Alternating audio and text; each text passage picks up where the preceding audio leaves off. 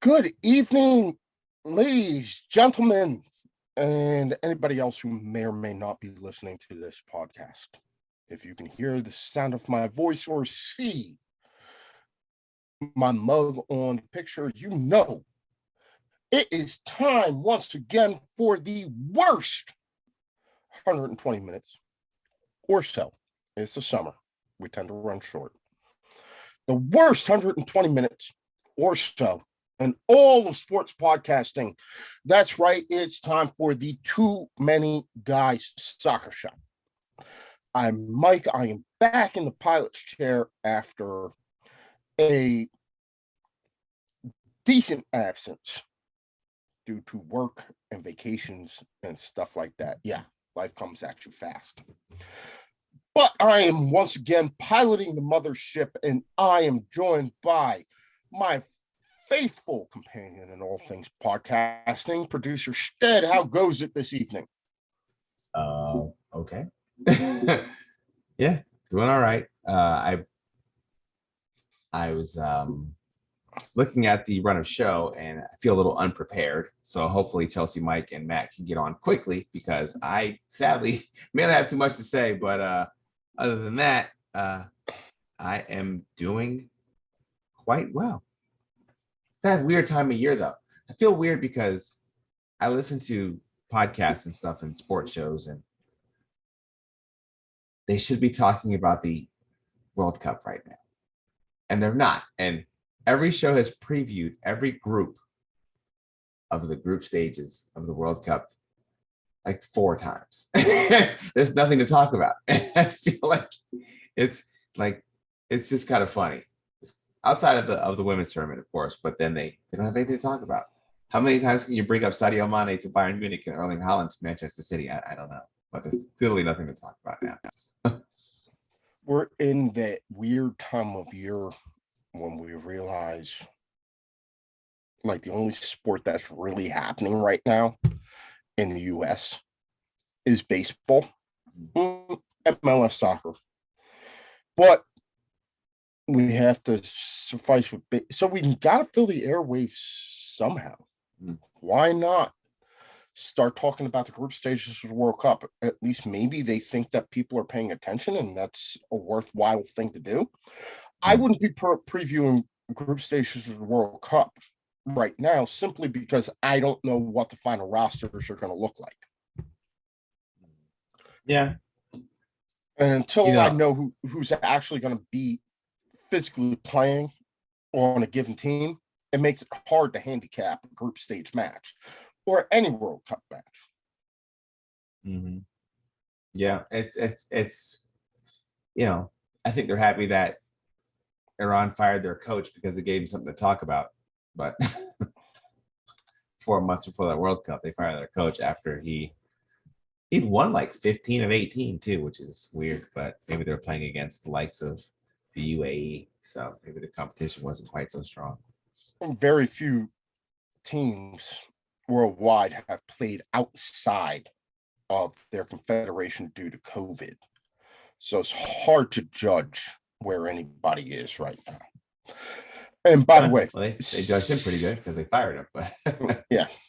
Speaking of one of the devils, and he shall appear, Professor Matt will be joining us shortly. But Stead, I got a gripe. I don't know if you've done this, but I decided I was going to get into the 21st century. So I bought those smart light bulbs, those ones that you can hook up to Google Home Assistant and Amazon. And I thought that would be a good idea because I'm thinking, this is better than Clapper. I can just tell one of these devices just turn themselves off and I'll be good. It was the dumbest thing that I've ever done in my entire life because now I got to argue with multiple different women to turn the lights off in my house. And none of them get along with each other. Why the hell was my wife just having a fight with Google Home Assistant and Alexa over the various lights in an 865-foot condo?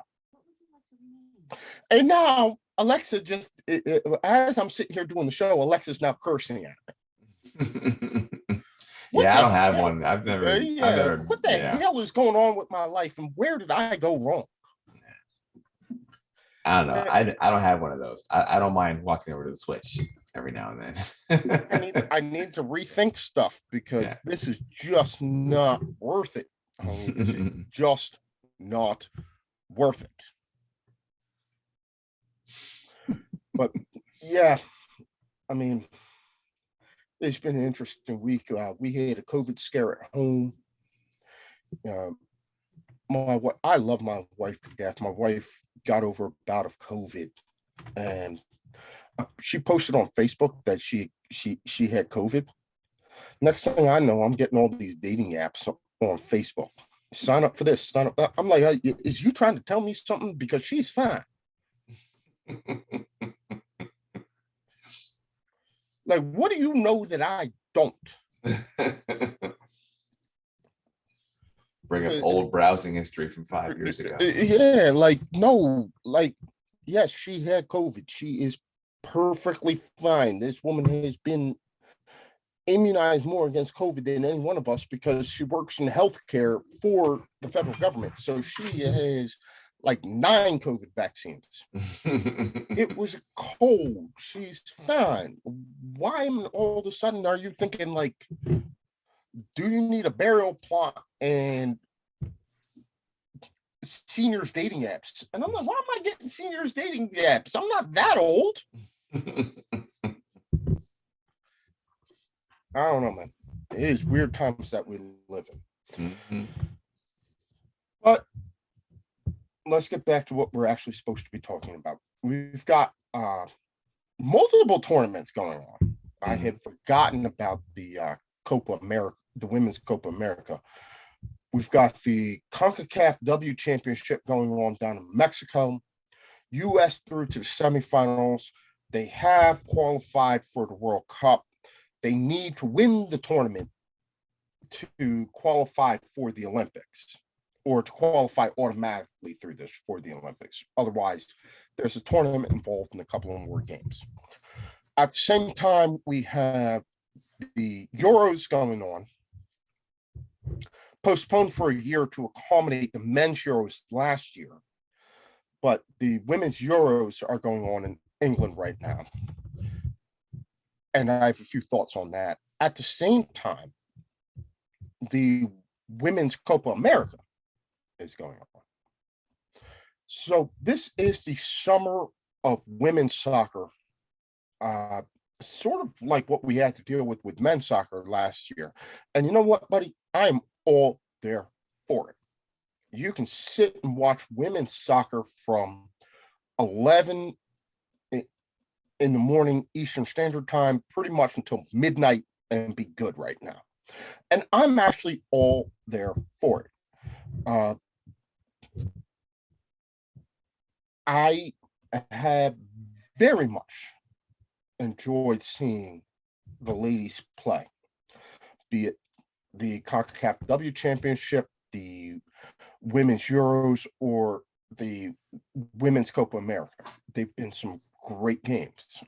We had Denmark and Finland earlier, then Germany and Spain, which didn't end up the way that I thought it was going to, but was still a good game to watch. And followed very closely by Brazil and Uruguay. Never thought that I would watch a Brazil and Uruguay women's game, but I did, and it was decent to watch. When I tuned out, the Brazilian women were up 3-0, and very much looking like a team that deserved to be up 3-0. But it's been very, very good. I don't know. Have you caught any of those games thus far? I watched a bit of Germany Spain today, but that's been kind of it. I really usually I'm working pretty much during these games, and it's I think I do fall into the trap of when the summer hits, I tend to kind of reset my viewing, and but this is also the first time we've had easy access to this tournament on television. I mean, at least for the women's Euro, it wasn't on like this, and I think it's fantastic. I'm glad it's on, and you can grow your viewership. You can get more exposure to that part of the game, and I know that the players themselves have discussed their lack of push and their lack of really support from their confederations. So the fact that it's on, it's being shown outside of Europe during the day on major cable networks. Yeah, that's awesome. I understand more than I thought I was their gripe. FIFA doesn't really, in their broadcast rights, break out the Women's World Cup versus the Men's World Cup. I think they've come to an end of a cycle where ESPN had it, so it should be bundled in the Fox next go round. Well, the Euros are different, but FIFA doesn't break out their rights. And so they bundle the men's and the women's World Cup together. So, of course, next year, the Women's World Cup and the Men's World Cup will both be on Fox. But FIFA, UEFA have sat there and said, oh, well, the women's game doesn't bring in enough money. And then I see them, they're playing games in England, and UEFA signed off on this, but they're playing games at the Manchester City training ground. That's where Manchester City women play their game, but it is set up for the women's Euros to seat a capacity of 4,700. So they're going to sit and they're going to create a self-fulfilling prophecy where, oh, well, there's not as many tickets, there's not as many people. Yeah, because you're putting them in grounds that only hold 4,700. You know, the Finland Denmark game, I overheard on the announcement in the background of commentary, I heard them announce an attendance of about 12,000.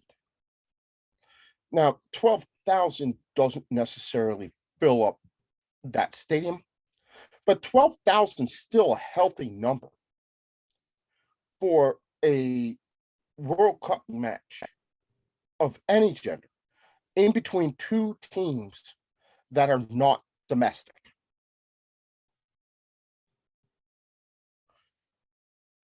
And yeah, you got 12,000. Well, last time I checked, 12,000 is more than 4,700. Mm-hmm. That's true. Like, you can't tell me that if you put those matches in a slightly bigger, like even a 20,000 seat arena in Manchester, Liverpool, something like that, that they would be closer to capacity. I just think they did them a disservice and looked and said, oh, well, we don't think that we're going to be able to sell these because the games are in Brighton Hove Stadium, the Amex. Brentford is the London venue until the final one they play at Wembley. Manchester City's training ground, Man United's women's facility, neither one of which hold anywhere close to the capacity of the men's stadiums. And I get it. You don't want to have massive swaths of empty seats, but there's a massive difference in between 4,700 and 20,000, which would be,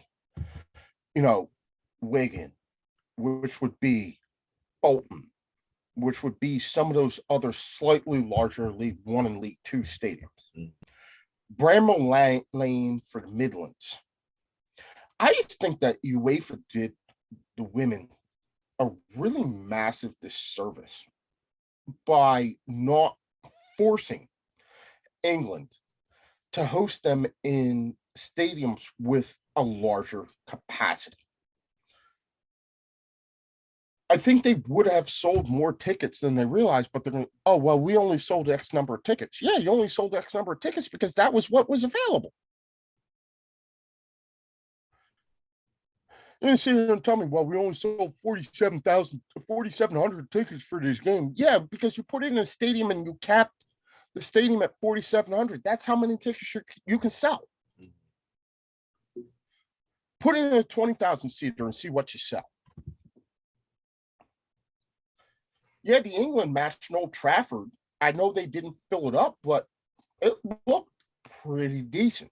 Mm-hmm. I think there's more of an appetite for this than they realize. And if you're worried about ticket sales, price the tickets where people can afford to go out and do it. That's the bigger thing. If you want people to go to the game, make it an enjoyable experience, throw in a free beer. I don't know, whatever. Like make it an enjoyable experience and lower the ticket prices. Because I'm sure it's that the interest may not be quite as high, but if you had it as a welcoming experience where they can come in and watch high quality football and enjoy an afternoon, I think definitely more people would go, especially if they knew the price was they weren't price gouging them or overcharging. You want people to come, you can make them come by just making it affordable and an enjoyable experience. It's kind of a no-brainer, and yet few actually follow that plan. What's even fun, at the same time that this is going on, England cricket has been dealing with stadium issues for the last day of their 5-day matches. And it's hard to sell tickets for those because, you don't know if the game is actually going to go on that long. So why would I pay anything, 15, 20, 30, 100 pounds for something I don't know is actually going to happen? Like, I'm going to set my schedule and, this may or may not happen. So they came up with the genius idea. We're going to sell tickets for the first 4 days. And you know what we're going to do? We're going to make the last day free. All those tickets sold out within 2 hours.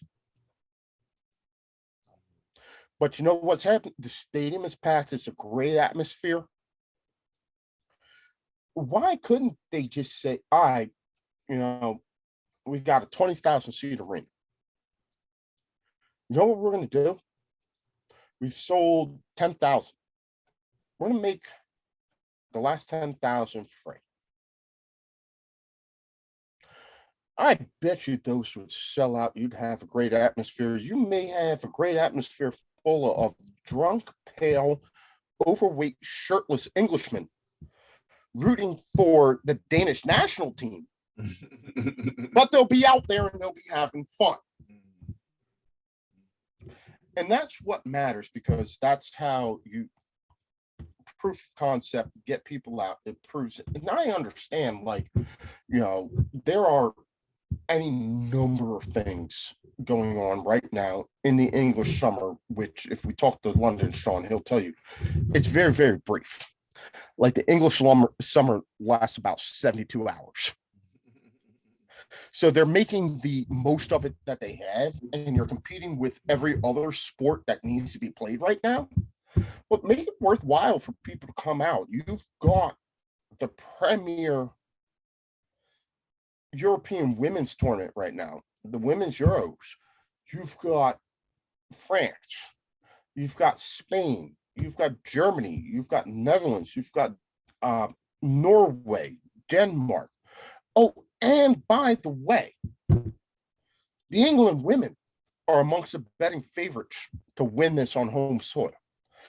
And tell me the last time, 1966, for anybody who cares, that an English soccer team has won of any gender has won an international tournament.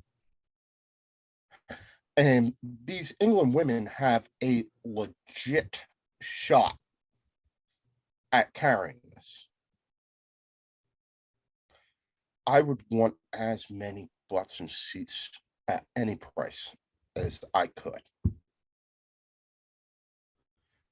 And I would want to put them in stadiums that I thought were up to the level. These are professional players. You know, they play for Lyon, one of the best women's professional teams in Europe worldwide. They play for the NWSL. They play for Barcelona. They play for Real Madrid.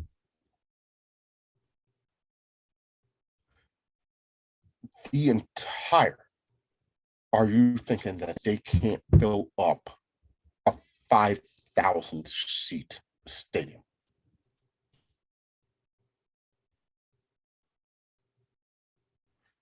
Maybe the Etihad is laying new turf. The season's coming up. You don't want to have games there.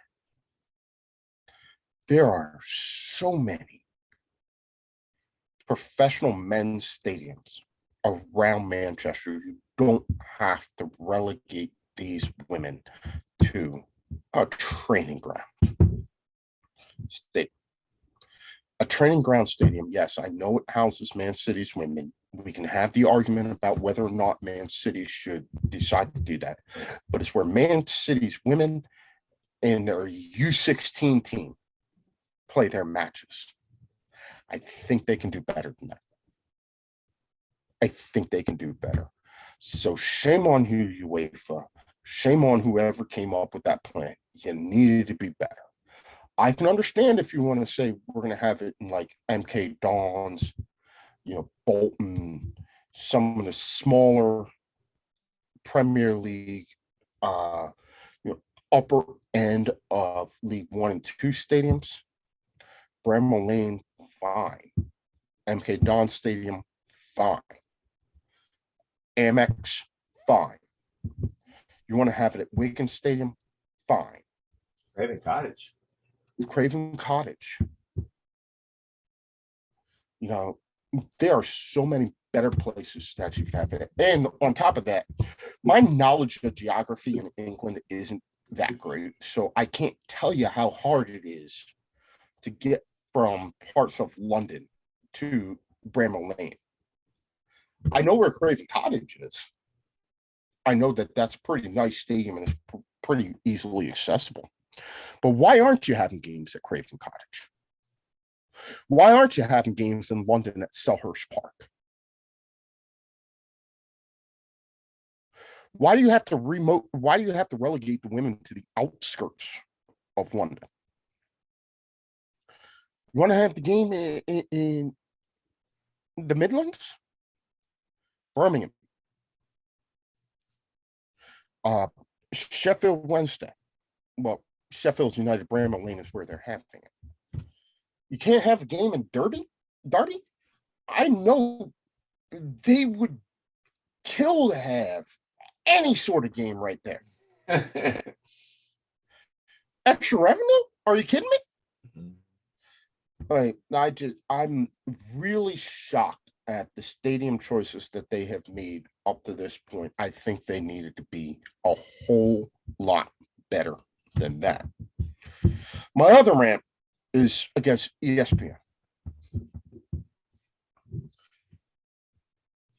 If you've watched the studio coverage of the Women's World Cup, they've had Steffi Jones, who is a German-American former defender for the German national team. This woman is amazing. Instead, she won 111 caps for the German national team. She's won 2 bronze medals, multiple Euros, and Women's World Cup. She was the president of the 2011 Women's World Cup organizing committee, when it was held over in Germany. And she's got her coaching badges. This woman knows soccer in ways that I can't imagine. The issue that I have is that her first language is not English. ESPN set this poor woman up for a fail because she's trying to answer questions in a language that is not her native language. And you can tell she's trying to translate, then retranslate her answer and then say it out, because her delivery, her presence on stage is just not that great. And I blame ESPN for setting her up for a fail. She should not have been. They should have screen tested her before she got on, because they would have known this is just not going to work. Her delivery is very monotone, and she has to search for words, and she's not able to give the answers that she wants to give because she's not comfortable enough with her English. And I can pick these up just by certain phrases she says, that she's looking for words. I don't understand why they decided like this is the person that we need to go with, because it almost feels patronizing insofar as, oh, we're going to put on a European women's tournament, we have to have a English speaking woman with a European background on to do commentary. It's the same thing that I say with all the other broadcasts where, any studio show that we watch over here in the United States, be it Fox, be it NBC, be it CBS, they feel the need to have Europeans on to explain the game to us because they don't think that there's anybody with an American accent who can explain the game to Americans. Yeah. That's been, part of the course forever. And Matt, Professor Matt, please come on in whenever Jump you're ready. on. Jump on. Yeah. It's you. You stole the guy I was thinking about too. When you put in the chat, you put Michael Ballack. That's the first guy that popped in my head because Michael Ballack was another one, and I thought Michael Ballack, again, this man knows more about soccer. Oh, absolutely. But than three of us. But he can't talk. He's just not comfortable analyzing the game in English. It was so weird too, and I've noticed it with Jones in this tournament. If you know any German, and then you hear the kind of awkward things coming out of their mouths, it's like, oh, I know exactly what they meant, but they don't have the vocabulary to say what they want to say. Steffi Jones is very much searching for her words like Michael Ballack was the first time ESPN put him on. Yeah, well, Michael Ballack also had to deal with Alexi Lalas. I'm sorry, I'm not a fan of his on television, but it just looked like Michael Ballack would just go over there and punch him in his face and go, "You don't know what you're talking about. Be quiet and just listen to me."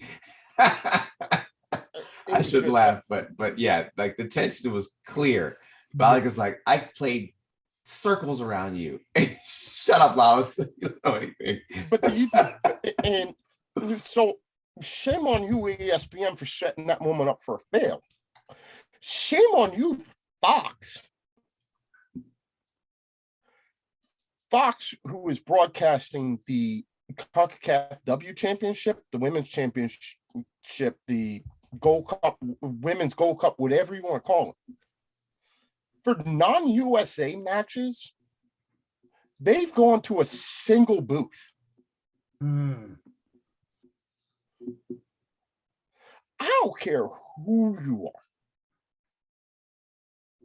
It is hard to do commentary, to do analysis, commentary, and play-by-play on the game for 90 minutes all by yourself. And is it one of these single booths where the commentators at least have the grounds? Because I know when ESPN had the rights to the Russian Cup, it was a random Russian speaker in Connecticut watching the match with his laptop. So it was one of Yeah, those. no, I believe. I I believe. instead they could have given me that job. I'm pretty confident. I'm Excuse pretty me. confident for Excuse all of me. these that they are at least all on site.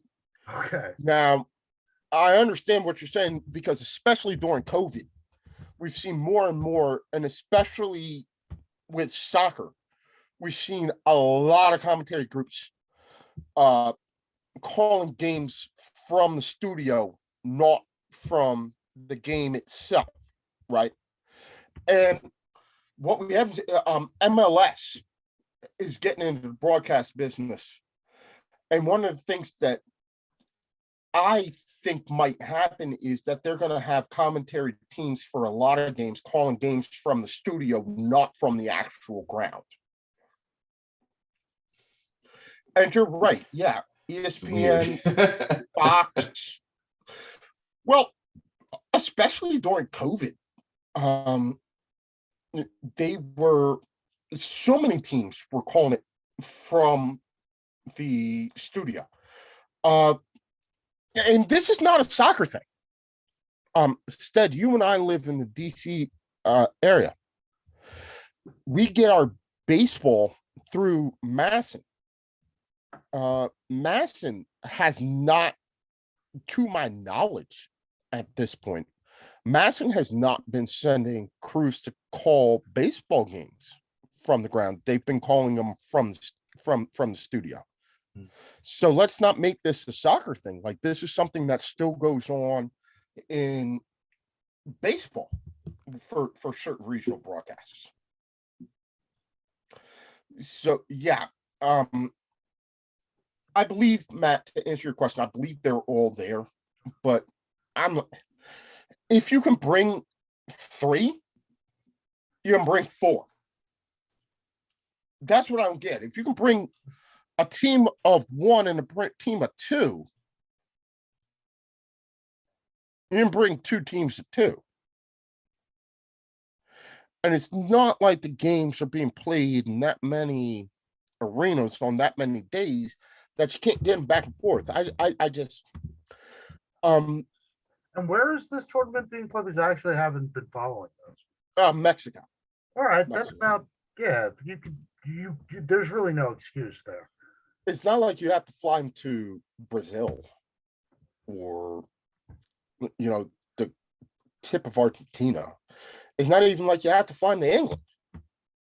You can get 6 people, one team of play-by-play and an analyst and a sideline reporter for 2 games, each of which, we're only playing 2 games a day, right? You can do that. And so I've just been very, very, very underwhelmed by what I perceive to be the lack of effort put in by broadcasters for this summer for these 3 major women's tournaments that we've had. And feeling like it's a self-fulfilling prophecy. Like, you're going to sit there and tell me that women's soccer doesn't generate the numbers. Women's soccer doesn't generate the revenue. Women's soccer doesn't generate the revenue. It doesn't generate the numbers because you don't give it the opportunity to do that. Right? When you put out a substandard production and you put them in 5,000 seat arenas, what do you expect from this? I was actually wondering that in regards to the Euros. I know some of the bigger English clubs, or at least men's clubs, there's sort of this disconnect between the men's team and the women's team. Like Liverpool's women's team, up until very recently, has been trash. So I was like, well, maybe some of the smaller clubs, but from everything I've heard, no, this was just, oh no, these are the arenas these are the venues you're gonna have, deal with it. Yeah, and I think it was very much like it was for the U.S. with the World Cup, where they put through a list of venues, and in this case, UEFA, not FIFA, selected. And as I was saying earlier, you can't complain about them not selling tickets when you relegate them to an arena and you set it up so that it can only hold 4,700.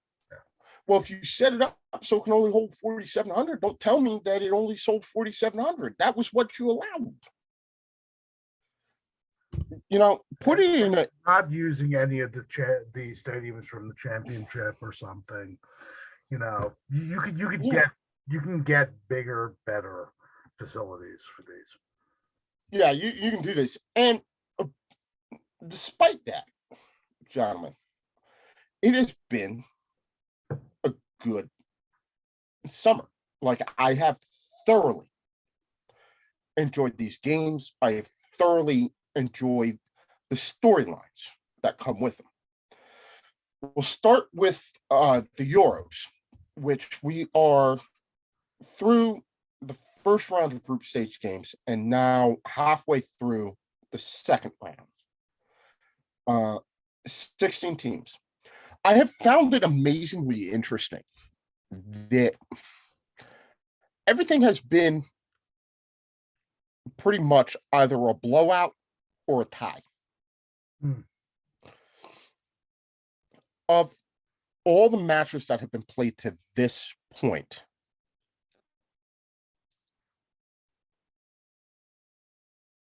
I think it's 10 matches in total that have been played. You've had 2 1-goal games, 1 2-goal games, 2-goal game.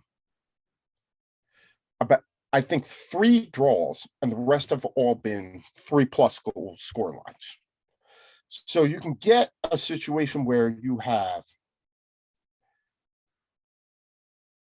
a 1-0 game, which there's only been 2 of. Today, the Danes beat Finland 1-0, and to find the other one, you have to go back to the very first game between England and Austria. Now, England yesterday went out and beat Norway, who we thought were a contender, 8-0.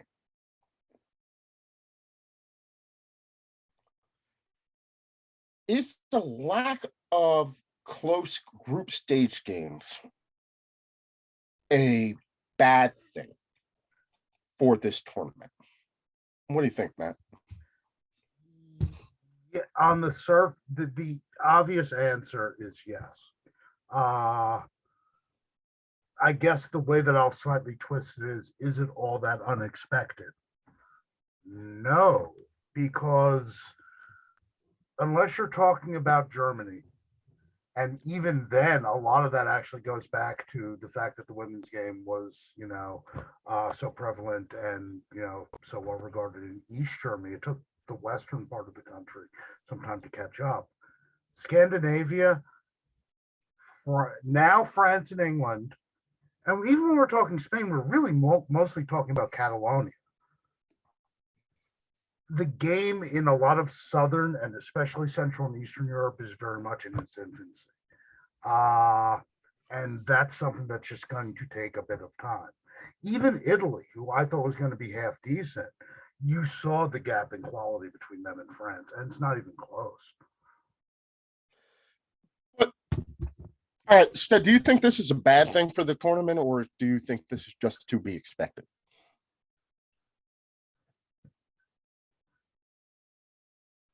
Help if I unmute myself.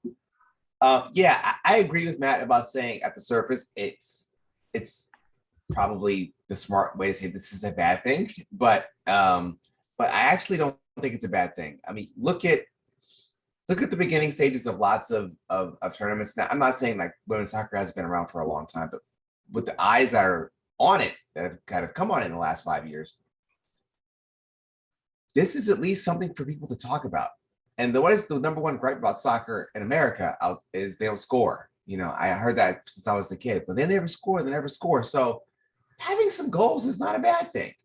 It's not a bad thing. And while it's a bit uncomfortable to see the team that's get blown out, and especially at an international tournament such as a UEFA tournament, but I don't think it's a bad thing.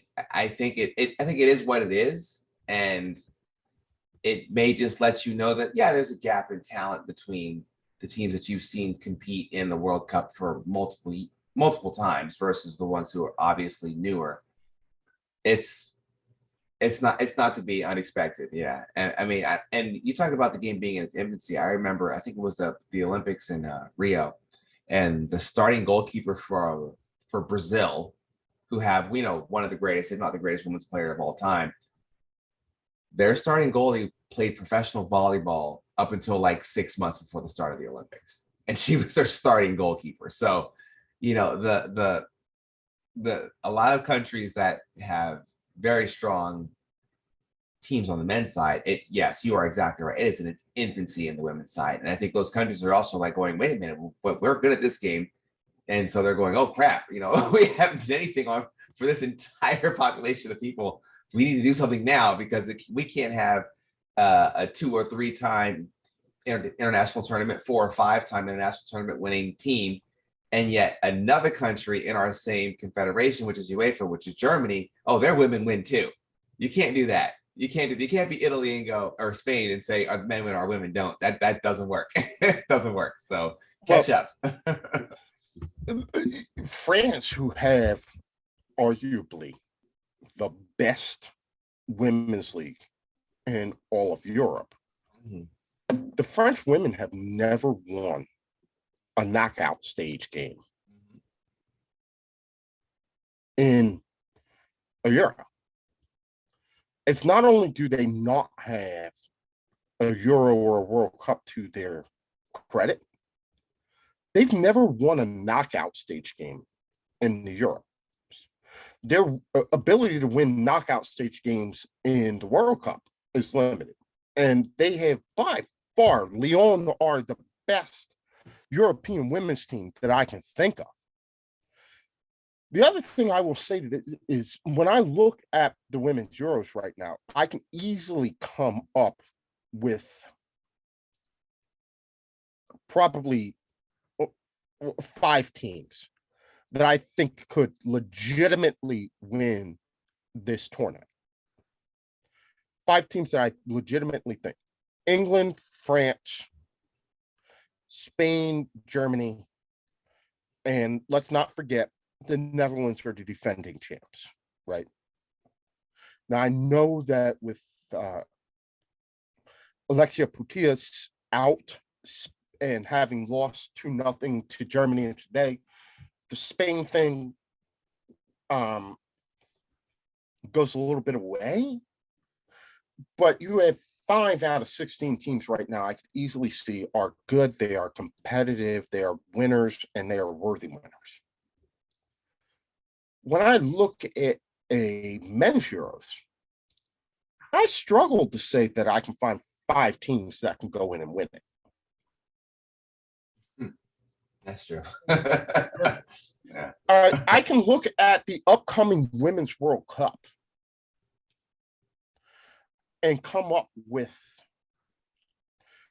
probably 5 or 6 of 32 teams that I can think can win right now. If you ask me right now, teams I think could win the Women's World Cup next year: USA,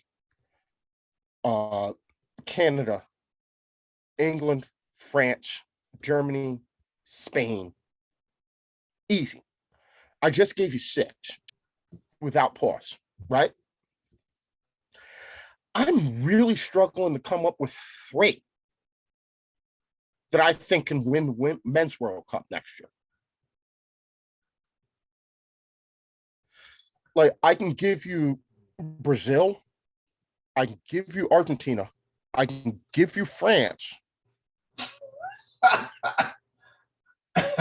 I feel like I'm reaching with those, and then to come up with the other 3, I'm really reaching. Yeah. My brain said England, but then my brain also said yeah. But I'm with you. But Matt, that's why I don't put England in with that group of 3, because I've got to reach for England. Yeah. I've got to reach for the Dutch. I've got to reach for Germany. Even the Germans, yeah. Yeah, I've got to reach for Spain, right? So you want to tell me that competitive wise, it's not there. I gave you 6 teams full stop without a pause that I think can win, legitimately think could win the Women's World Cup next year. I gave you 5 teams without pause that I think could win the Euros next year. I can't give you 5 men's teams that I think could win the Euros, depending on when. And I can't give you, I'm struggling to give you 3 that I think could win the Women's World Cup. When we talk about competitiveness, that to me speaks of competitiveness. That speaks more of competitiveness. There are more teams that I feel like on the women's side can win the Euros. The men's side that I can. Now, the difference is the middle better. That's the middle where I was going to go, because with the women's game, it's top heavy. The men's game, again, we were sort of scratching our heads, well, England, Germany, but there is this sort of middle. Outside of maybe Austria, and I guess we can put Norway in that bracket now too, because I don't think they're that good. There's not much mediocrity. It's either really good or this really bad. Yeah, really bad. It just has to be said. But and that's where I put in.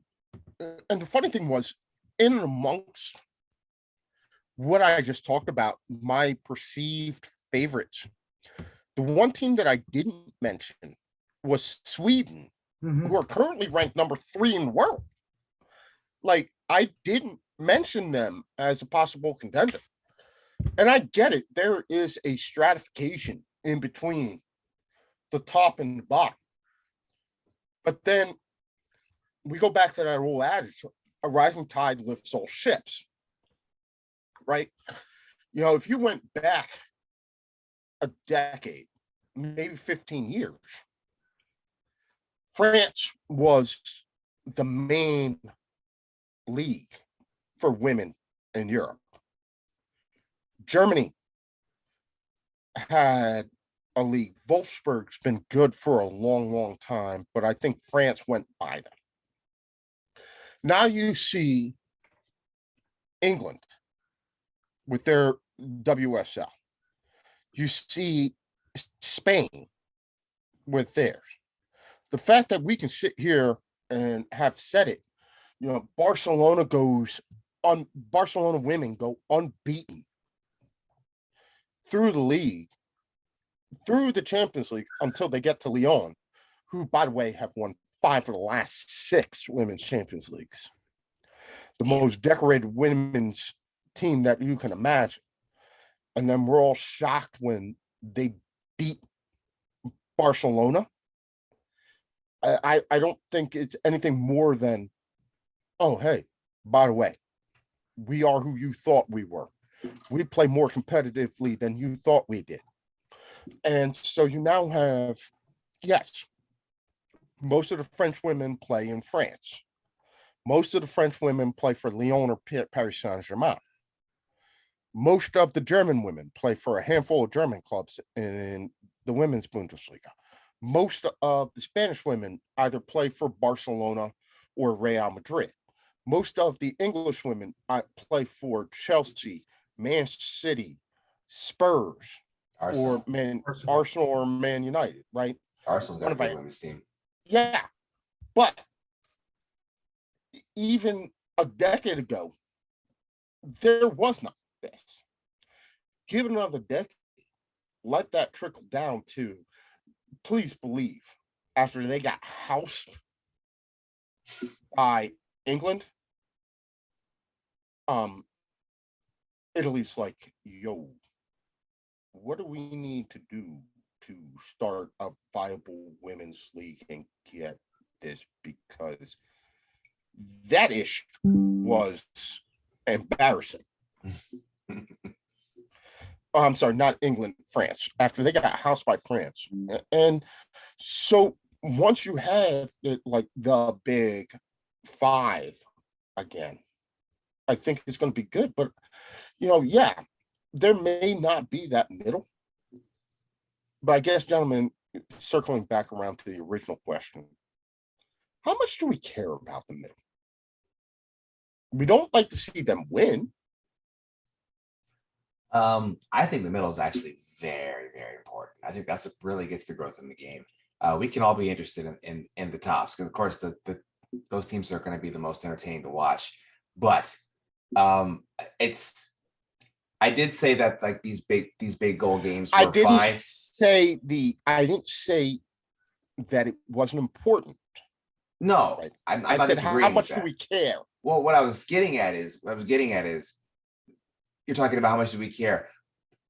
Watching teams get blown out repeatedly starts to get old after a while. Because what I was getting at with my previous point was, yeah, I said it was okay because it's getting eyes on the game and it's interesting, but you don't like to see that happen too much. That gets uncomfortable. It's uncomfortable.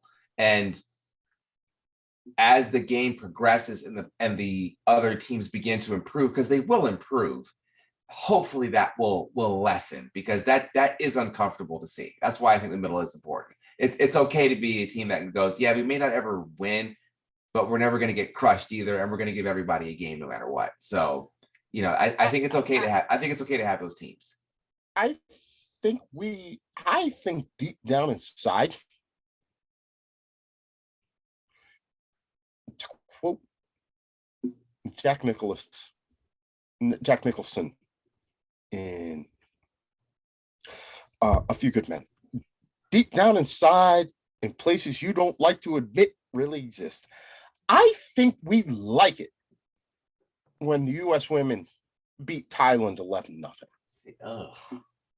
I think we like watching England beat Norway 8-0.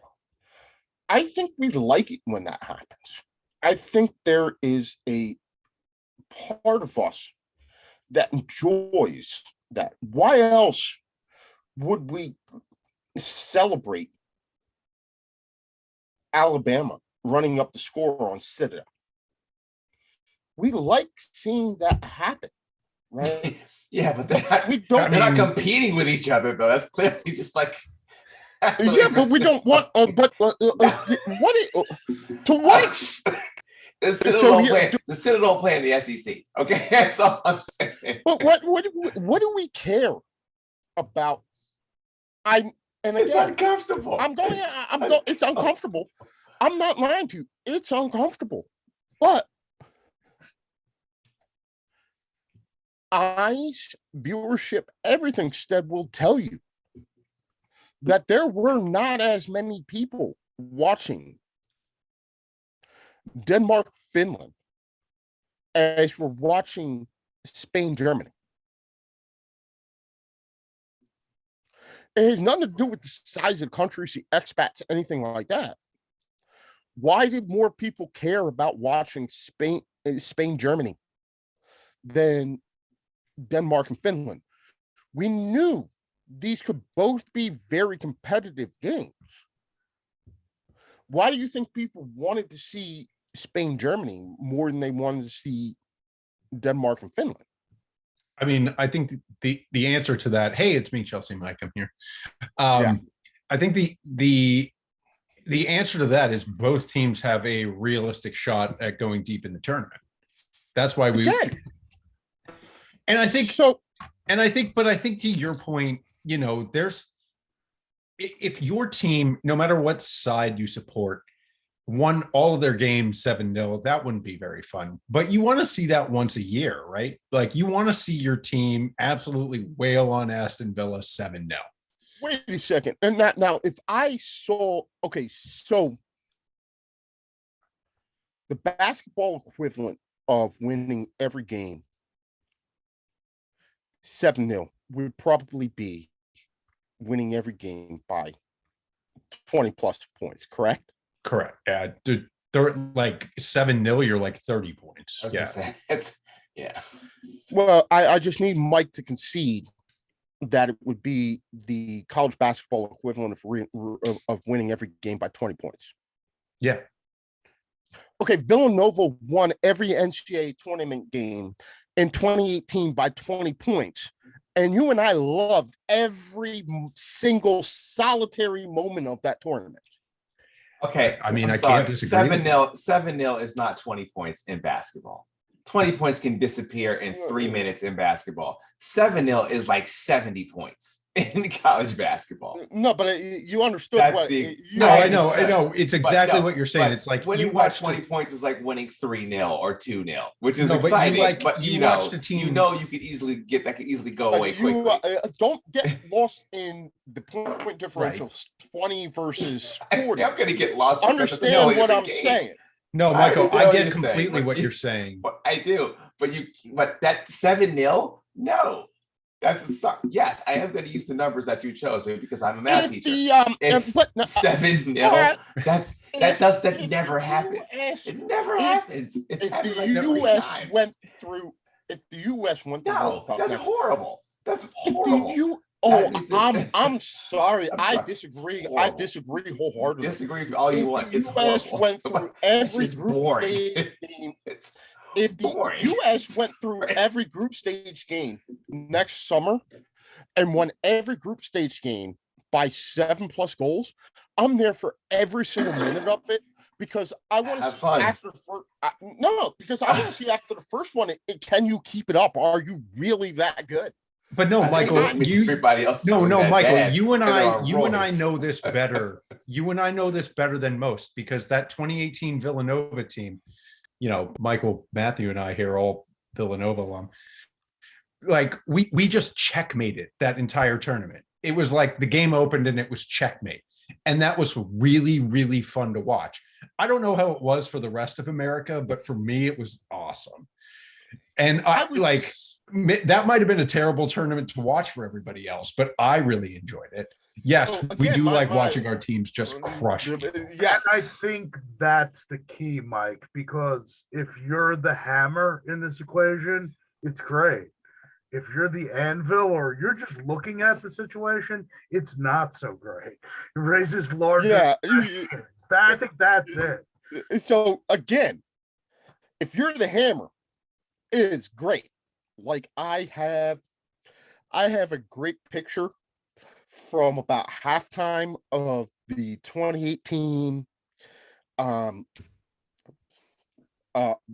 Villanova Michigan game in the national finals that I sent to my cousin who is a Michigan alum, and I was running around the house at that point gathering anything that I could to start celebrating. So it's a picture of a banana, a bottle of whiskey, and a cigar. And all it says is having a good time. Like that was what it was, right? We liked it. Super Bowls have been blowouts more often than they've not been, but we watched them. We don't like, and again, going back to my original point, we like to be correct and say we like the middle, but we don't care about it. We're not actually going out to watch the middle play. We're not going out to watch, we're not going out to watch those games. Pick a group stage match between two middle teams in the World Cup. We're not going out to watch that. Well, I think it goes beyond, like in every sport, like 8-8 teams don't sell out their stadium for the last week of the season. An 81-81 baseball team is not, mediocrity is not something people want to go pay and see, right? People want to see greatness. And we want to see the best teams be the best teams. I think more people would tune in to see Brazil be Brazil and men's side. Brazil be Brazil and tune up Greece 8-0 and beat Brazil than would tune in to see Northern Ireland play Scotland. No disrespect to Celtic camp, right?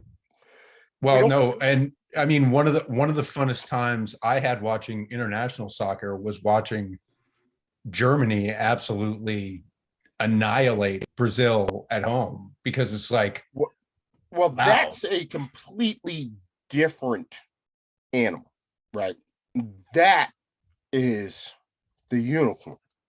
That is two great sides that we know of coming up. And that is watching once in a lifetime historic, right? Nobody's going to go back and wax poetic in 10 years about the 2019 Women's World Cup when the US beat Thailand 11-0. We will all sit, it's almost like that seminal sports moment, right? That's the where were you when JFK died? Where were you as I'm wearing my t-shirt with Kurt Cobain, Chris Farley, and Tupac? Where were you when you heard that Kurt Cobain died? Sort of moment, right? Where were you when Germany beat Brazil? That's a statement game. That's in the pantheon of great games, which you and I, Mike, were talking about on our last women's podcast. We thought that this match today in between Germany and Spain had the chance to enter into that. It did not, right? It did not. But when we talk about that, and when we talk about games that we remember watching, Liverpool, Istanbul, Yep. Manchester United in the Camp Nou versus Bayern Munich. Instead, Manchester United and Chelsea in Moscow. no, not gonna put that one in there. Really? It went to penalties. It went to penalties, but it wasn't the sort of game that I'm talking about. Where All right, it's all right. It not- wasn't like a unicorn. It wasn't a unicorn. Yeah. It wasn't. It wasn't. It was a great game. Instead, we'll remember Spain and Portugal in the last World Cup, right? Sitting around watching Cristiano Ronaldo stand over that free kick, knowing that he's going to put this in. Everybody in the world knowing that he's going to do this in what turned out to be probably the best group stage game that I've ever witnessed. USA versus Algeria, Landon Donovan coming down and putting that goal in to send the US into the round of 16. These are all seminal matches. I can talk to you about this and you know where you were. You viscerally know what was going on, right?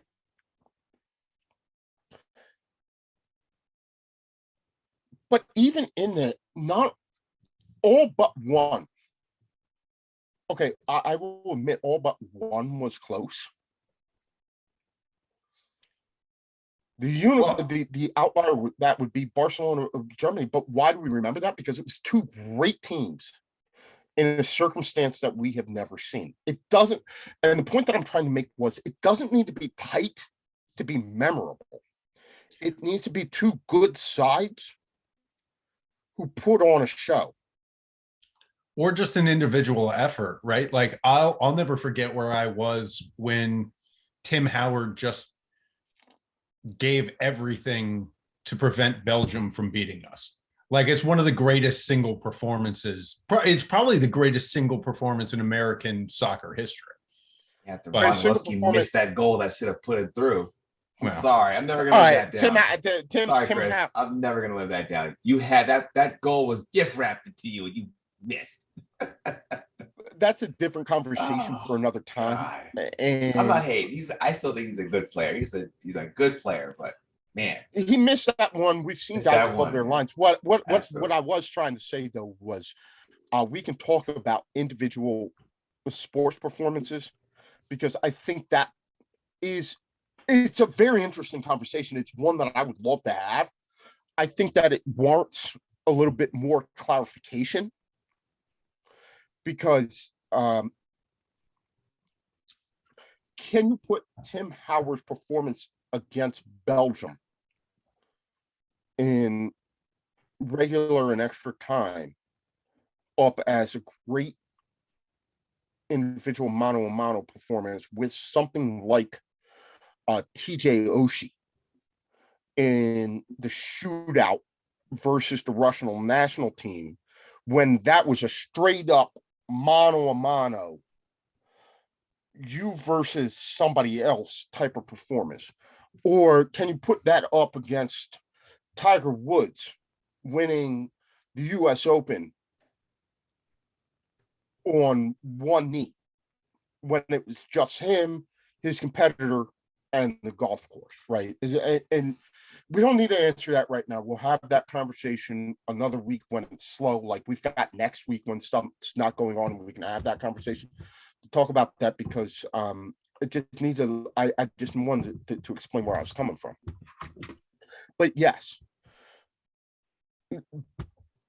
Mike, you're making the same point that I am trying. It doesn't need to be close to be memorable. Just for the sheer shock value of it, I'm going to remember France over Italy 5-1, simply because, Matt, Mike, I didn't expect it to be like that. I'm going to remember England 8-0 over Norway, because, Mike, you and I talked about this. We thought that was going to be a competitive game. You thought that Norway had a shot to draw with them or even beat them. And the shock value of that 8-0. Yeah, no, I mean, first of all, I'm an American, but I've adapted from Sean and the Brits that I know, just with their self-doubt about England. I've internalized that. And so any team that wears the English flag, I'm always going to be like, I'm always going to fear disappointment, not for me, because I don't cheer for England in anything, but for them. And you know what, the thing is that history seems to prove them right. So but yeah, no, I certainly thought that Norway was better than nil on 8. Okay. Thinking about it now, the amount of English players in that women's Super League, I do genuinely think that the women's Super League is the best women's league in Europe. They might not necessarily have the best teams, because I think Barcelona and Lyon are they're so high up there. And PSG is also exceptional. I know they didn't play in the final, but I think that in terms of, Chelsea, Arsenal, Man City, Man U are all competitive. Well, this is where, okay, so you're judging it both based on most competitive. Right, exactly. I think that their weeks are more filled with competitive games than any other league. I think there's fewer 8-0 games in the Women's Super League than in these other leagues.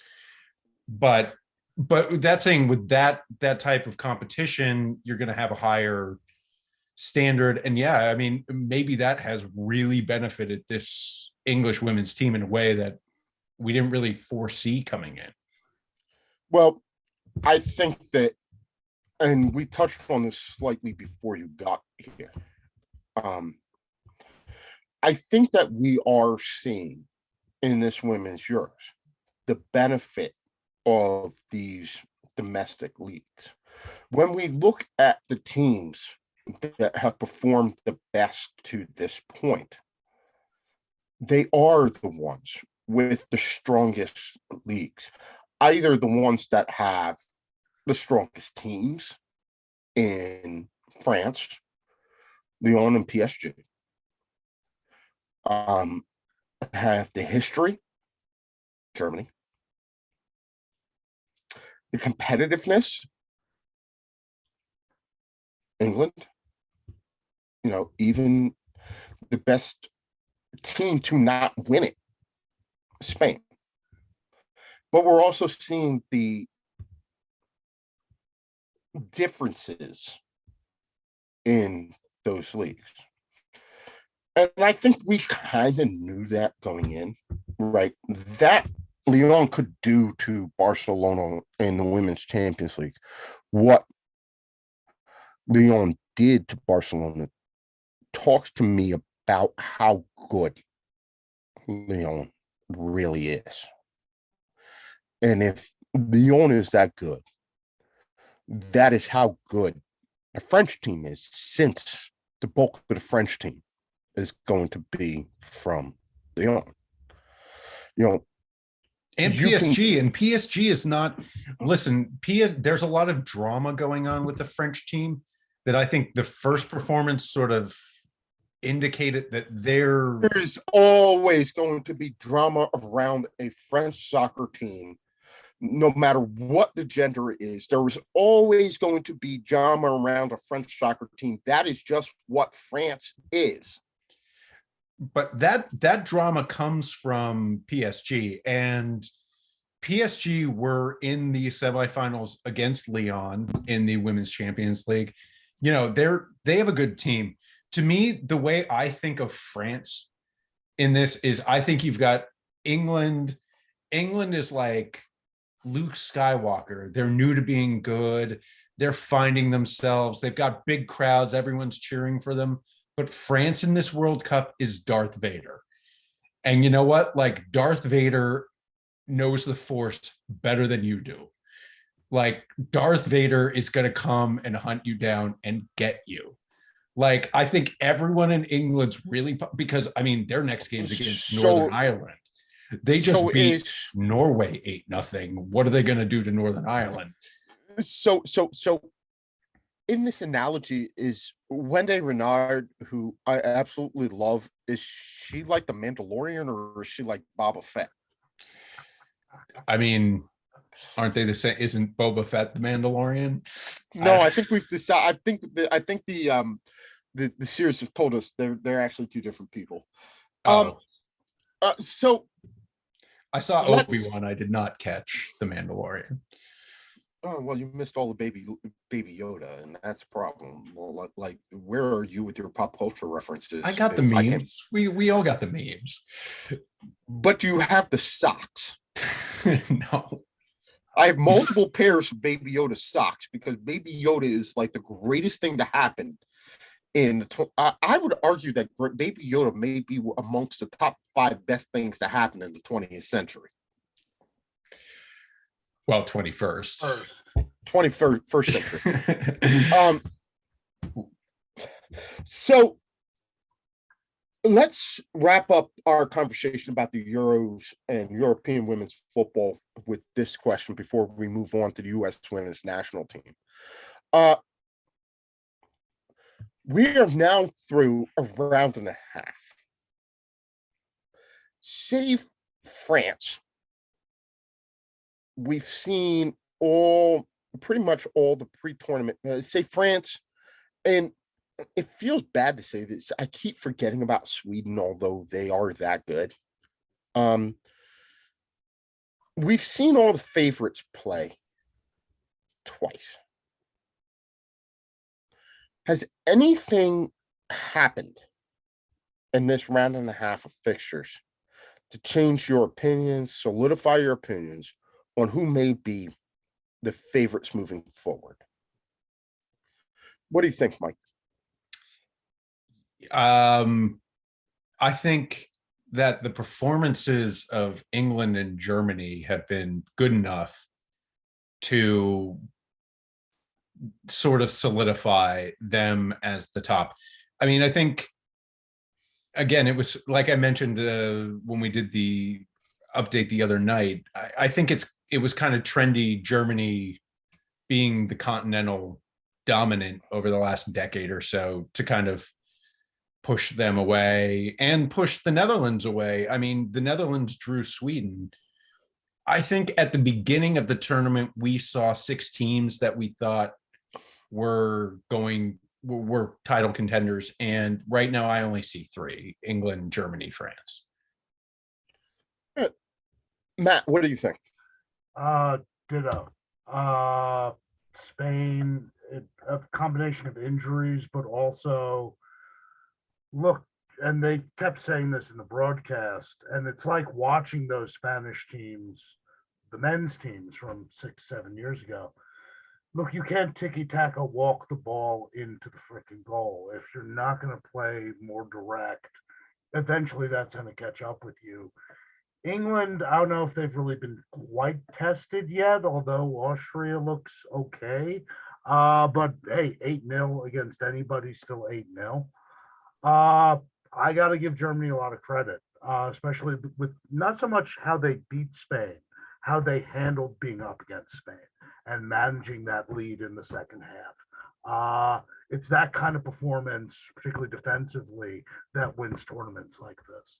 So, I know, Mike, you said, France is Darth Vader. I don't know who the 6-time champions Germany are. Maybe they Germany. So Germany might be Emperor Palpatine. Yeah. Entering into the equation. The old Sith Lord you didn't know was there. Actually, on this occasion, I kind of like that analogy because they came in so far under the radar and have in the first 2 games coming out with a 6-0 goal differential against what I would argue would be the toughest competition in that group. Yeah. And it's certainly far better than anything England have faced or that France are going to face. France are almost in the unenviable position of needing to put up another similar score line for at least this game and the next one to remind us again just that they are there and they're good. I have been very impressed with Germany. Their team play, their ball movement, everything about them suggests a team that has both the strength and the depth to get through this tournament. England got over their first game jitters, came out, laid that 8-1. But I guess the problem is I've seen 2 very, very similar performances from Germany, where I've seen one and one absolute bananas. And next up, England go up against Northern Ireland.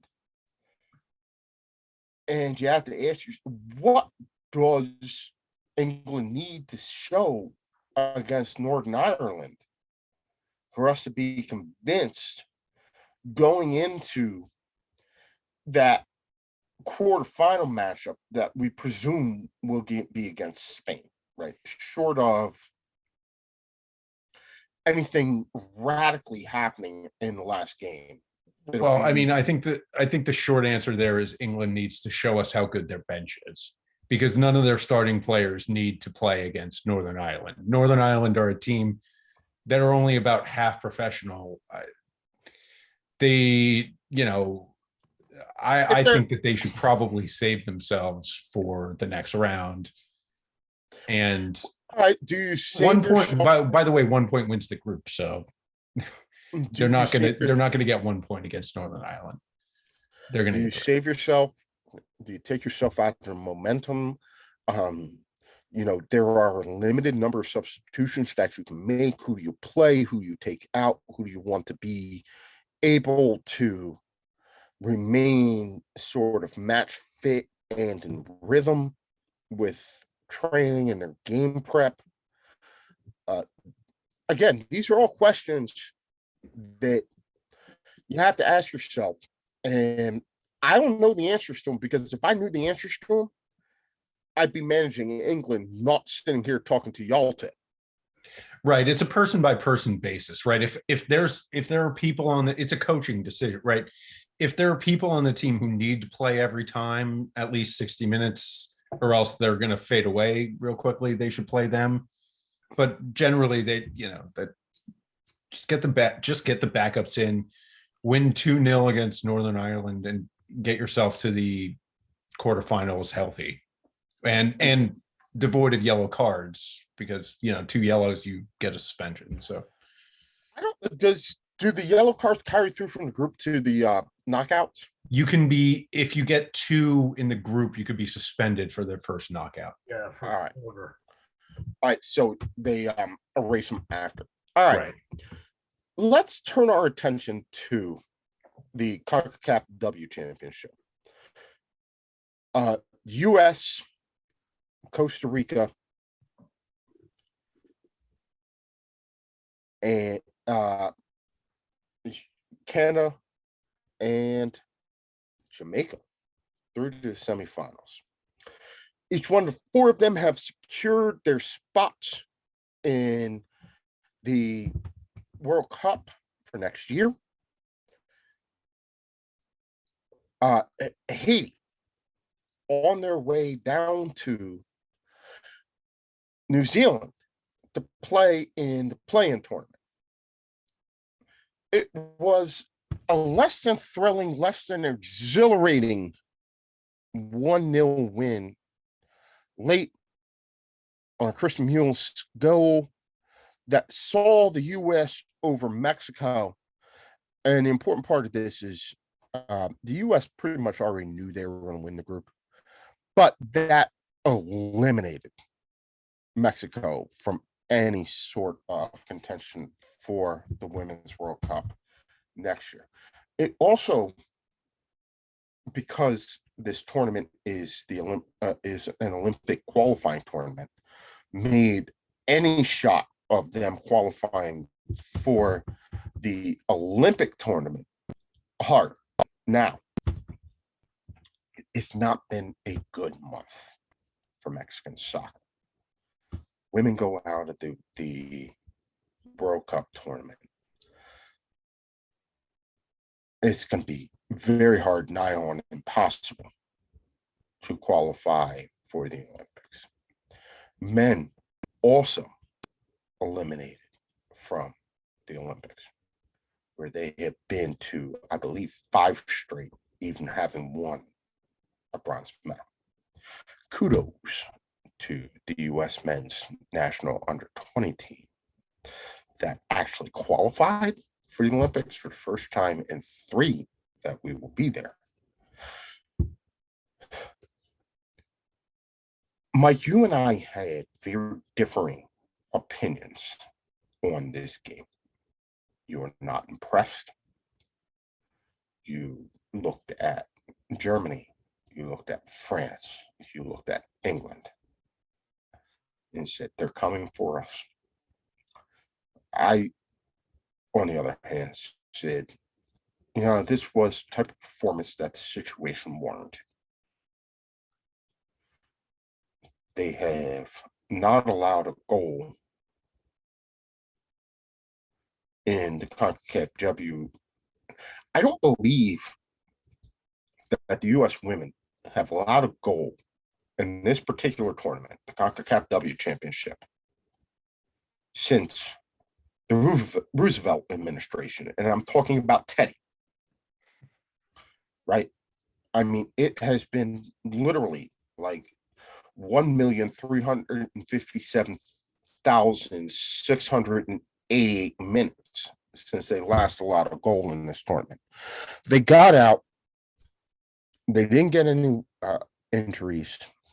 They were able to break down and eventually get a goal against a team that was playing for everything, but able to deliver a very limited response. It wasn't my favorite performance, but I wasn't mad at it. Okay. I mean, certainly I'll agree with you, and it wasn't my favorite performance. I don't know. Look, I know, and actually, after I sort of vented with you last night, right? And after you said, look, they're already through and whatever. I mean, I guess I sort of calmed down a little bit, but still, I don't like what I saw from the American women's national team last night. First of all, yes, okay, it was difficult. Mexico sat back and played 9 in the box and, pretty much just tried to withstand the American assault. But the Americans weren't at all creative. But the thing, like, there were also opportunities for them to score before they scored the goal, which, by the way, was clearly offsides. Like, that game should have ended 0-0. You and I, anyone who's watched enough Premier League soccer over the years to see the lines drawn, know where the lines go, and we know where her foot was, and it was offside. No, it was offside. I'm not going to argue it. But that's, to me, the only person out there playing last night was Margaret Purce, and she just had absolutely great moves and set up people. Now, she's 26. She's not usually called up to the national team, so it's a great opportunity to prove herself. And to me, she did. But like, she does all this stuff, goes like 80 yards through the Mexican defense, cuts it over to Lindsey Horan, who's wide open with an empty net, and just, she's not ready. Like, the team wasn't ready.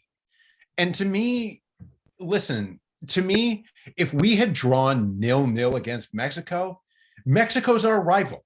I don't care what your next game is. Okay. I don't care that the tournament's going on. I want you to beat Mexico. And I know Mexico's a lot worse than we are. So I want you to beat Mexico 5-0. Like, I don't care that you beat Jamaica or Haiti by 4 and 5-0, whatever. I want you to beat Mexico. If you could beat those teams 4 and 5-0, you should beat Mexico 9-0, because it's Mexico. And you know what? That's, to me as a fan, what I care about. And I don't care about them.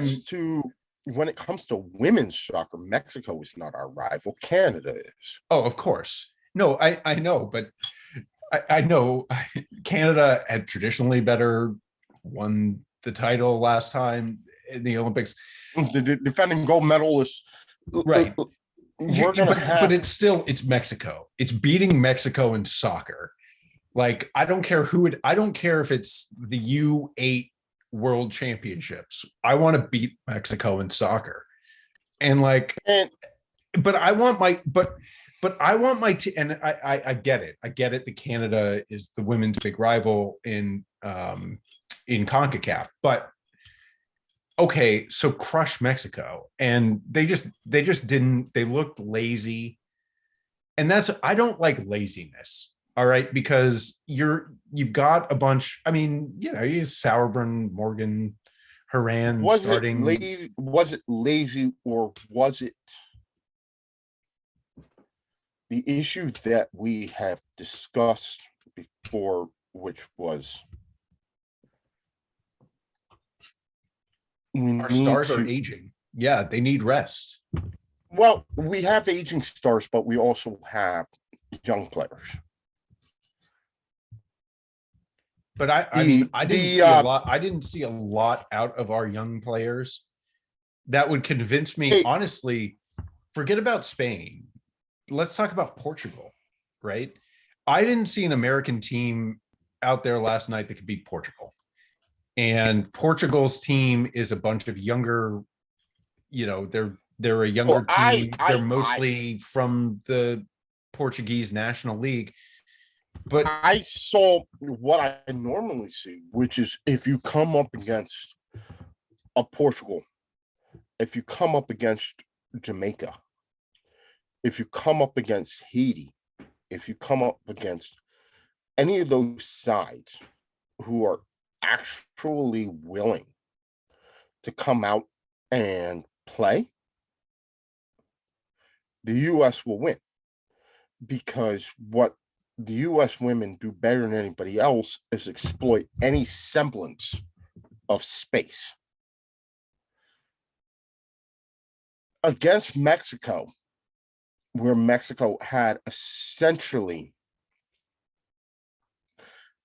10 people behind the ball playing compact, sort of like Sweden did in that semifinal match that we lost. That's our kryptonite now, and that's been our kryptonite for years.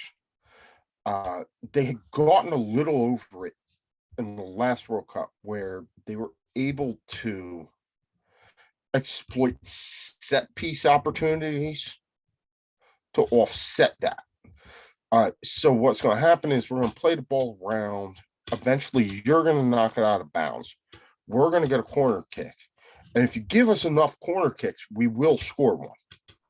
If you give us enough free kicks in your territory, we will score one. The difference at that time was, in addition to a technical, we also had a height advantage, which we don't have right now. So Andonovski's going to have to figure out some new set piece routines that can mitigate that. Because what we haven't, and this Mexico game proved, figured out how to do is break down a compact and obdurate defense.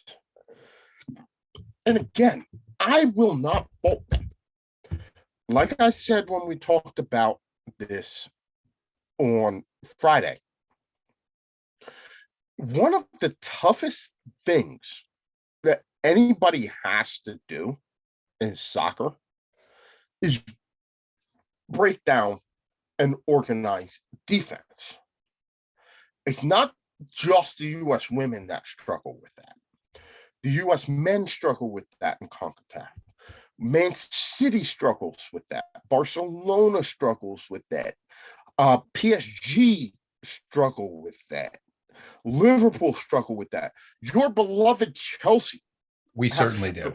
Yeah. We definitely do. Breaking down a bunkered in, organized, compact defense is probably the toughest thing that you have to do in football. And that's why teams do it, because they know it's tough.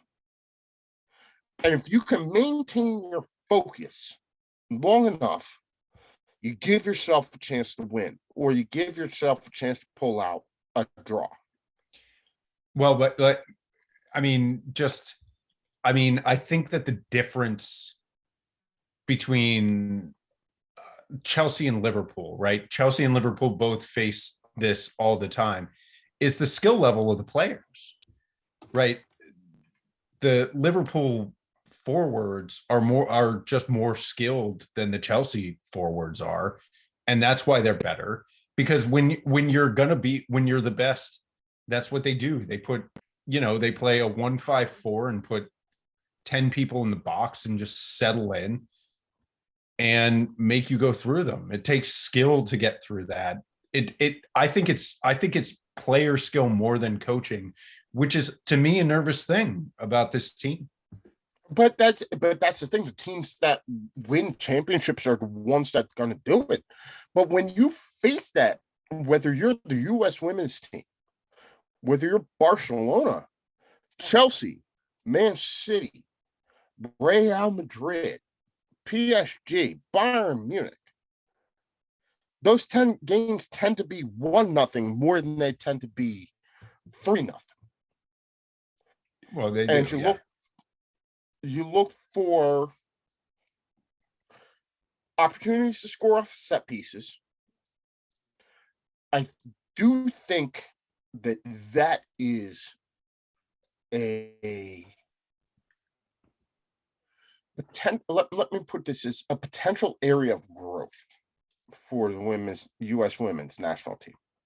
Whereas before, when you had the likes of Abby Wambach and Julie Ertz and Becky Sauerbrunn and Christian Press and people like that, and the back line and the forward lines, you enjoyed on set pieces this massive height advantage, right? And you could collapse on the goalkeeper on a set piece and trust that somebody was going to get it in.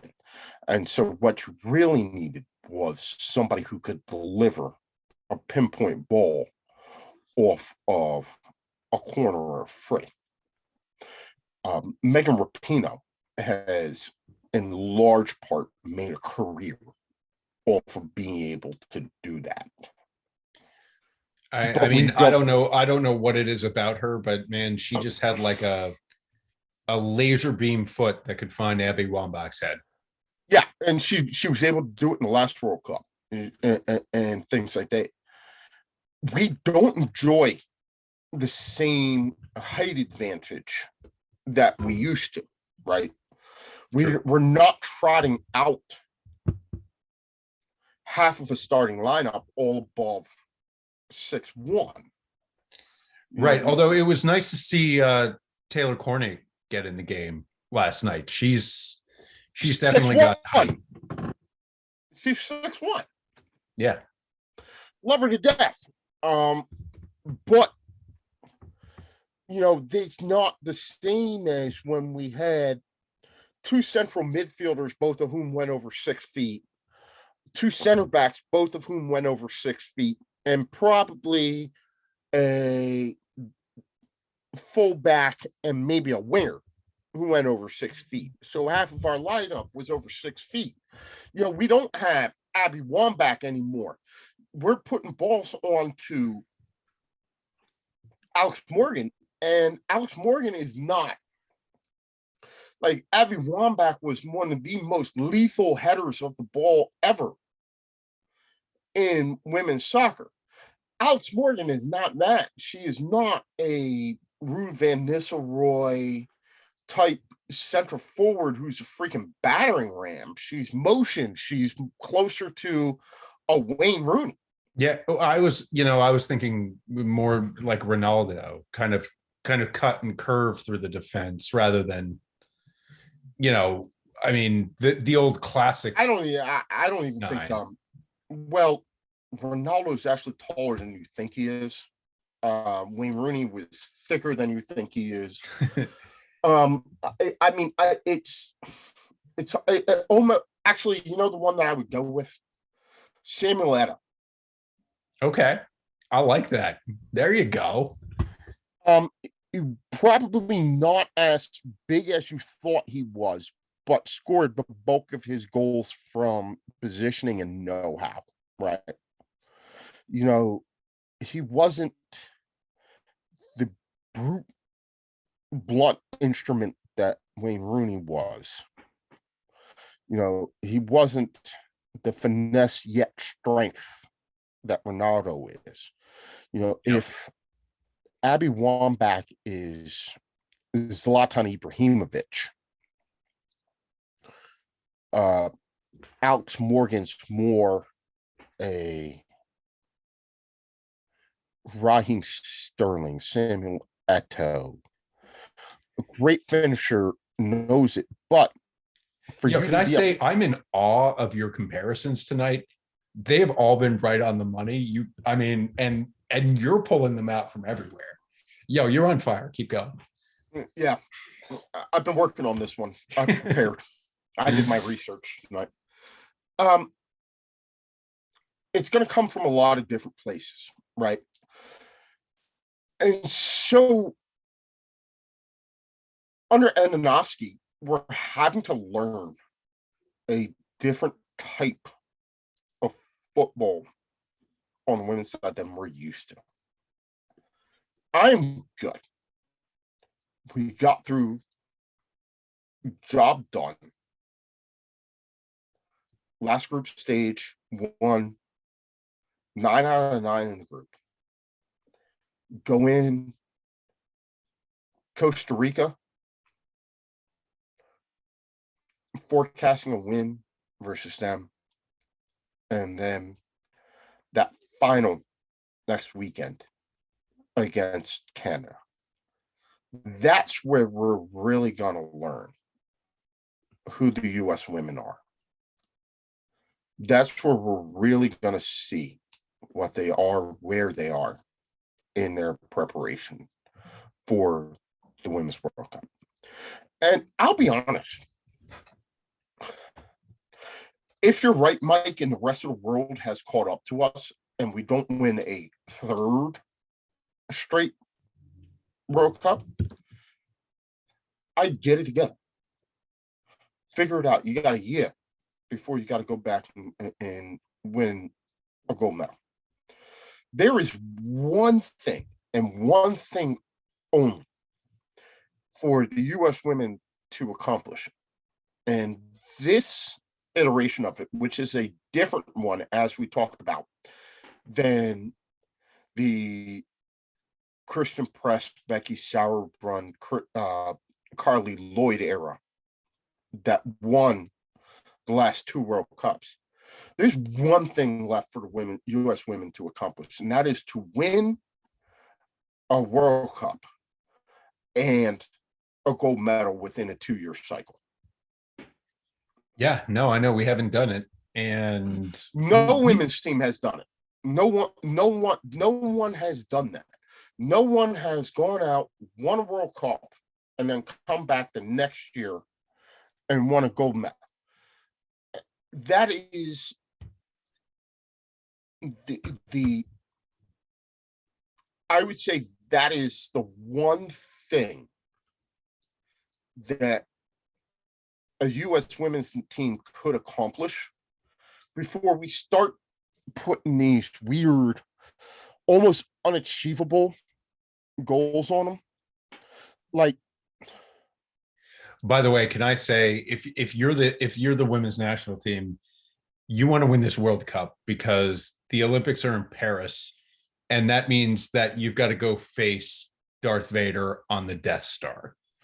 Yeah, but remember, they beat Darth Vader on the Death Star in the quarterfinals last go round. They've been there, they've done that. Yeah. You want to take them to you want to take them to Parc des Princes, you want to take them to Stade Velodrome, you want to take them to Stade Orange, you want them to play there.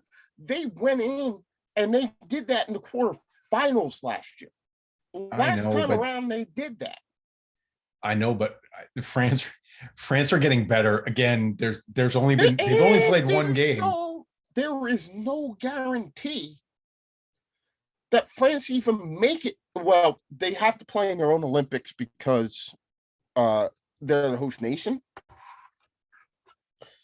But yeah, no, they've been there. They've done that. You think they give to?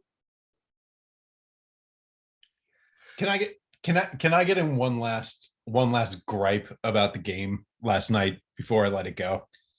I think, part of the struggles of the US and not scoring, right? So they needed to put in substitutes at the end, and they went with the old folks, right?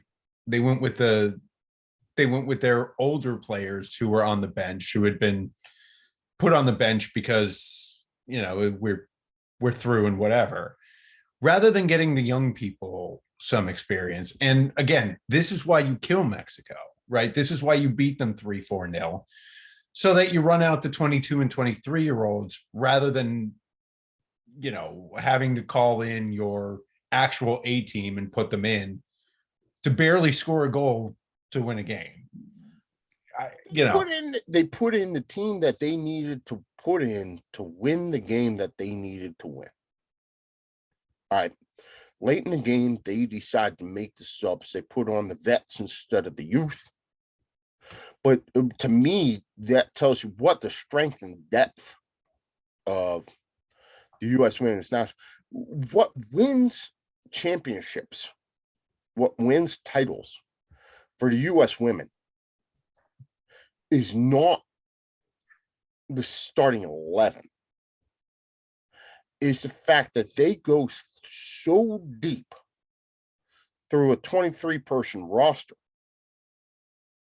that you can have a game like that and you can pull vets in that other people can't pull in. You can pull youth in if you feel like that's going to be what it takes. Ananowski made the substitutions that he felt he needed to make to get the result that he wanted to. I'm sure they would have loved to have won 3-0. Didn't happen.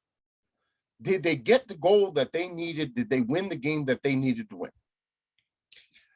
Yeah, let me ask you. Did they win the game that they needed They did. to win? They did. All right, walk off and declare victory. What the hell are you what the hell is your problem? Well, let me throw a theoretical at you. Like, let's say they got the call right and we were offside. What about a 0-0 draw? Are we still top of the group? All right. So Mexico also got a stray chance at the end. They get the call right. Mexico wins 1-0. Is that a disaster? Like what does it take for US women's soccer to have a disastrous outing to you? Okay. I mean, do we have to get beat 5-0 by England? No, the last time that we had a disastrous outing was in the Olympics when we got knocked out before we even got to the medal round. That was a disastrous outing. All right, I will give you credit that yes, indeed, we won the game. And no, that when we lost that game in the Olympics, that was a disastrous outing. That is what I call disastrous outing. Losing to Sweden on penalties, that was a disastrous outing. The fact that we have not won a gold medal in 12 years, that's what they need to work on. And that's why I know that they're going into this cycle hungry, because they need to defend a World Cup and they need to win a gold medal. And they would like to do them in consecutive years so that this team, this iteration of it, can walk off and declare victory and say that they have been able to accomplish something that, as dominant as we have been for the better part of 30 years, no women's national team was ever able to do. So we got to hit the bricks in a couple of minutes, but there's one more thing that we got to cover before we do this. Gentlemen, it's that time. It is time for the preseason tour. Matt, it didn't start off well in Bangkok. Manchester United beat Liverpool 4-0 to win a garishly large trophy that has absolutely no use and was probably given to 6 Thai cab drivers on the way out. What is the actual name of this tournament, by the way? It is the I Have No Clue tournament for It Is Not Worth Mentioning. And it's a one-off because only Manchester United and Liverpool played in it. We're not actually going to dignify how much credit to give preseason friendlies. I think we shouldn't. We shouldn't, because I think that we understand enough to know these are preseason games and that the narrative normally can only be bad, right? There's only either you've got a whole bunch of hot takes that say, oh, we're going to win the Premier League and the Champions League next year, or the house is burning down. When your team is doing well, you tend to be, it's just preseason friendly. When it doesn't go well, the house is burned down. So we're not going to put that much stock into it because I think all of us can reasonably agree. We don't put that much into friendly games. So, how much and why do you care about the preseason tour? I'm not going to lie. I appreciate that they go out and they have found ways to make money and spin this. I wish Celtic could get on board with this and make their fair share of money, and I could see them over here. I don't really give two about the game itself. When I go to a preseason game, it's about seeing a team I root for in the country that I live in. But more importantly, it's about being out and about with other fans. So, given that this is going on in Bangkok in Australia for Manchester United, and God knows where for Liverpool, Chelsea, Arsenal, I know will be over in the States. I don't know if producer Stead is going to get a chance to see him, but I found it hard, Matt, to get up at 9:30 and get excited about this game. I really just didn't care. I had it on a separate screen as effectively background noise while I finished a chapter of a book, writing a chapter of a book. You hit the nail on the head.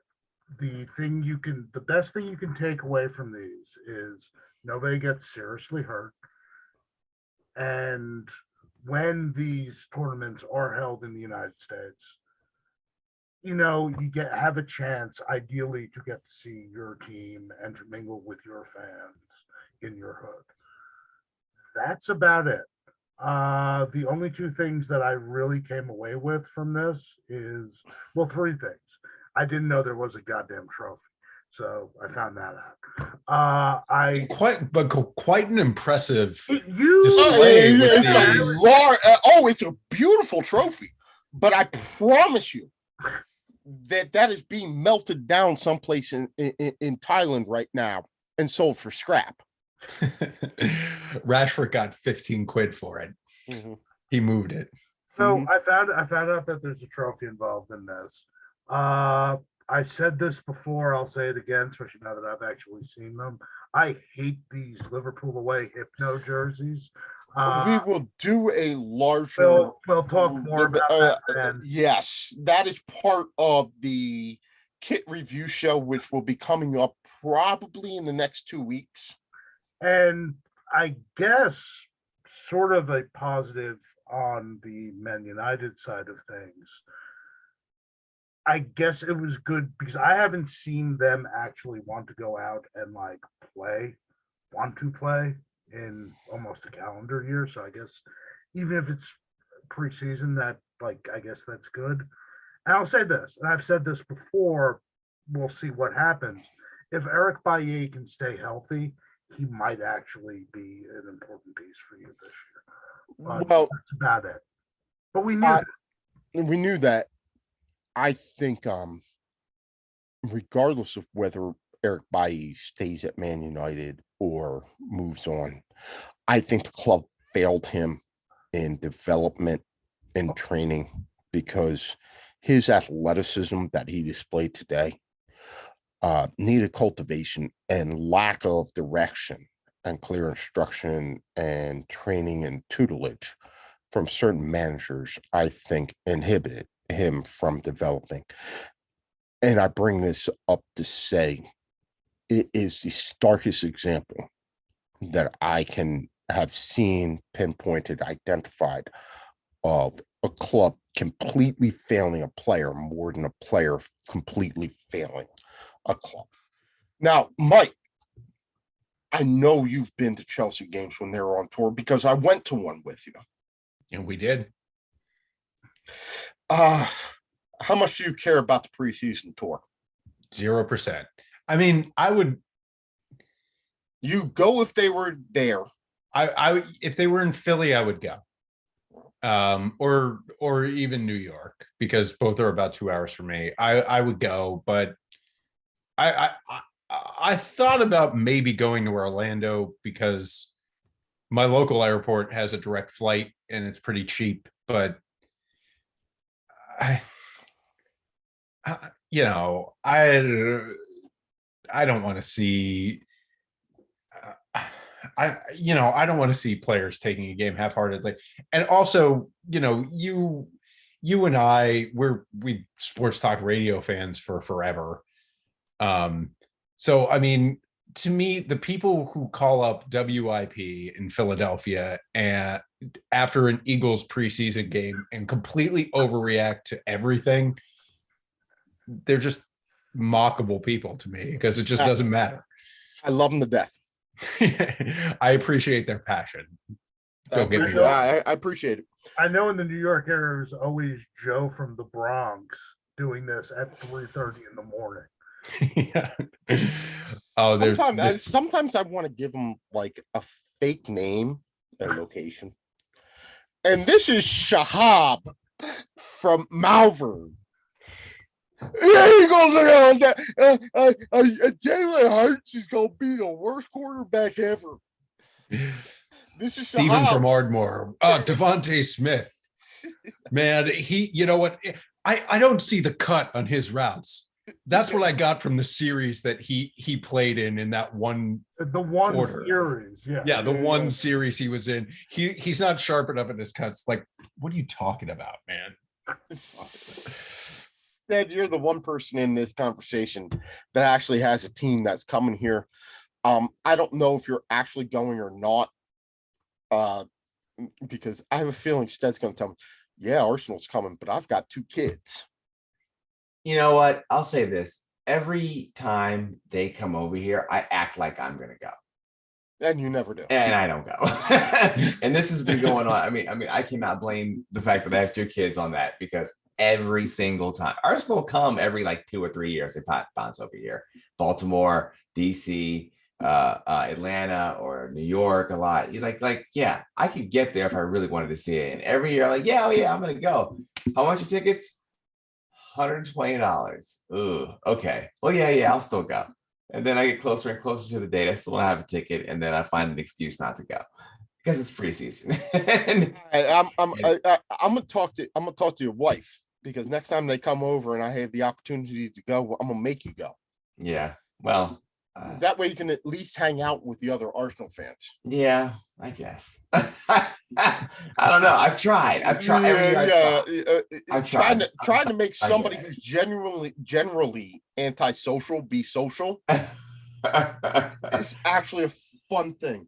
All right, gentlemen, it's been real, but we got to get up out of here. We have expended the airtime and oxygen that we have, but we'll be back later on in the week with some more follow-ups on the Euros, and to give you a preview before the weekend, or a preview or review, depending on the timing, of the semifinals of the CONCACAF W tournament.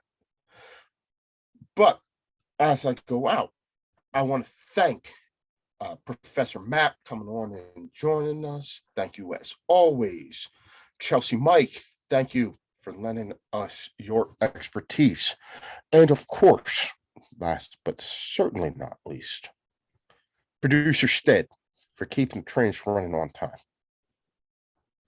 Gentlemen, we did it all right this week. Try and do better next week. So, for producer Stead, Professor Matt, Chelsea Mike, and the rest of the cast of the Too Many Guys Soccer Show, I am Mike, and we will see you later on.